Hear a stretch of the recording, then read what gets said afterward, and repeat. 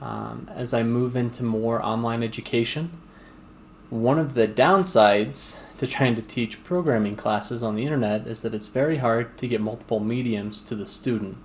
For example, we typically use quite a few PowerPoint presentations as we go through and do our instruction. However, PowerPoint presentations for coding just aren't all that great at teaching coding, so it'd be really great to be able to use some sort of IDE and then be able to show students something similar to a whiteboard where we're able to take notes and share those notes with the students as we explain complex ideas. So here's my attempt at trying to use some of these tools. So the first thing that we've got here is a PowerPoint. This is a PowerPoint that came from chapter 5 from a book I used years ago when I was learning to do Java.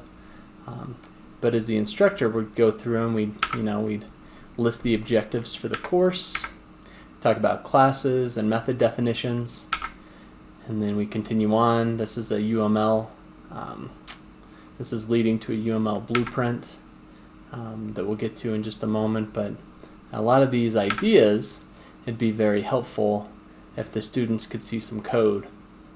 So as the instructor, I'd like to be able to switch between PowerPoint and Visual Studio Code and my whiteboard, essentially. So here we go. So we're going through, there's a UML diagram. We're going through slides, sharing the slides with students, and then we get to an exercise. Be a good point to switch over to an IDE. Here I've got VS Code. This is actually a Go program for my personal blog that I wrote, but you can see that you can actually minimize a lot of the blocks here within the code. So as you're describing what's going on, for example, you could say, and then we have the import, and in the import we bring in a couple of different packages that are built native, and then down here we pull in some from GitHub, for example.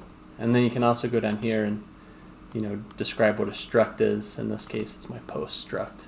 And then from there, let's say that we want to be able to use a whiteboard to explain some ideas to the students. So here I've got I've got my iPad. We'll see how well this works when I switch over to the iPad.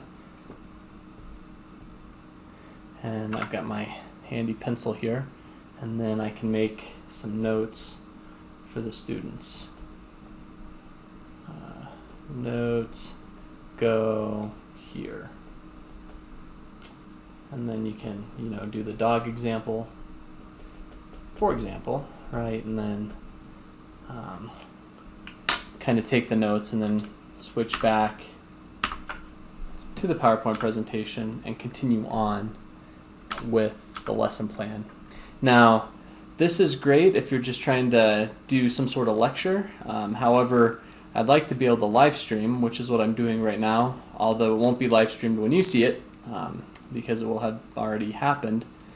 However, this setup allows for the two-way communication. While I'm live streaming online, I can also take questions from students either on my iPad, or we can use tools like Discord for real-time audio communication, and then from there I can pipe that audio back into the feed here so everybody can hear the discussion as we work through different problems.